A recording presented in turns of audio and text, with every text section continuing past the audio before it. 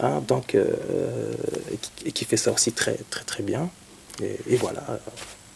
Et donc, quand vous êtes tous retrouvés, au fait, comment ça s'est passé? C'est parti de vous? C'est donc vous qui, à un moment donné, avez une révélation, vous avez découvert... Parce que vous avez commencé dans la chanson française. Oui, c'est ça. Au départ, c'était la chanson française.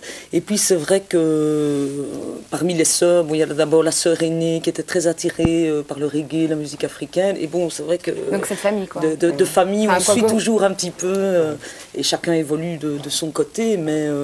Et alors, si on remonte encore plus haut, il y avait aussi le père. Voilà, mais qui lui, donc je disais cette famille, mais c'est pas tout à fait la vérité, puisque justement votre père, c'est pas du reggae. Non, lui c'était rebetiko, musique. Donc la musique grecque. Hein. Donc vous avez des influences qui viennent vraiment donc des Grecs, des influences russes aussi. Oui, c'est ça. Il y a tout un mélange, mais donc moi c'est le reggae, mais j'ai aussi des influences plus musique orientale, macédonienne, dans le haut de la Grèce. J'ai des influences aussi de ce côté-là. Et comment est-ce que tout ça se retrouve dans votre musique finalement? Est-ce que ça s'y retrouve? Maintenant, je pense que ça s'y retrouve moins, parce qu'on travaille justement avec des gens, enfin les musiciens actuels qu'on a, Dub General Progress, des musiciens de Liège, eux sont forts, vraiment plus puristes dans le reggae. Plus roots. Plus roots. Mais bon, Jean-Paul apporte ses influences aussi dans les compositions et je crois qu'on veut plus aller vers des sonorités, surtout au niveau du son, garder essayer d'avoir une sonorité nouvelle, actuelle. Donc plus vers le dub, avec plus d'interventions électroniques notamment. C'est ça. Mais tout en maintenant la base quand même reggae, roots. Donc il y a vraiment une évolution. Et qui va vers où finalement? Vers où ça, comme l'album vient de sortir, on va voir un petit peu comment ça va évoluer, quel est l'accueil qu'on va obtenir.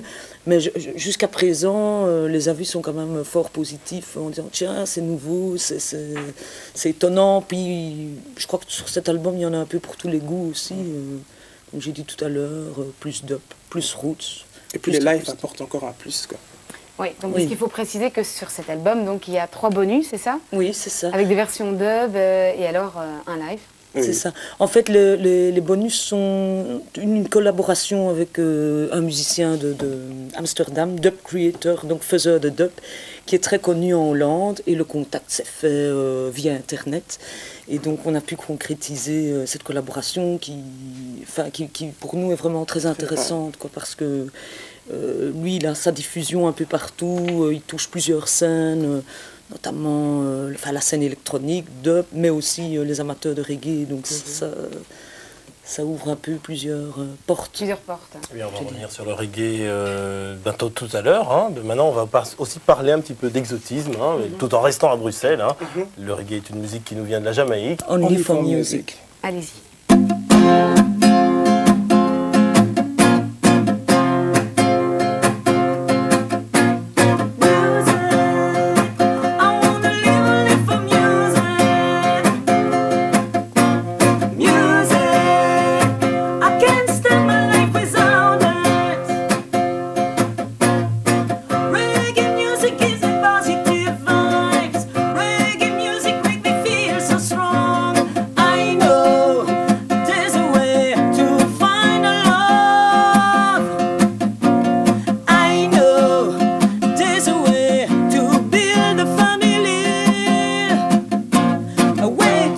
Some children, but I can find this way.